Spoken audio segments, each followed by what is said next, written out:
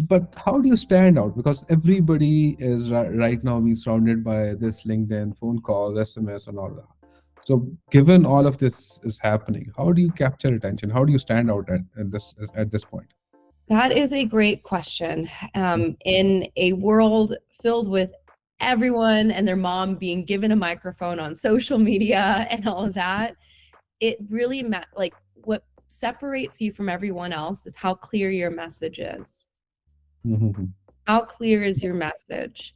If you're mhm, really clear with your message and you're clear about who it is that you need to serve, then the noise will fall away. So I think the biggest mistake here is oftentimes people are taking a shotgun approach. There's an element of you want to shoot to the masses, you want to get your message out there, but we need to remember that not every person is your ideal target audience. Like, or I mean, I don't know, but I know for me that's not the case, right? There are some people who I'm just not going to be a fit for, and that's okay.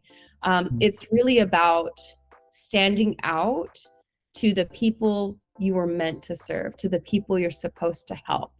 And I think that is where you will stand out, is when you get clear on your message and you get clear on who you're serving and the language that they are using to explain their problem in their head to themselves.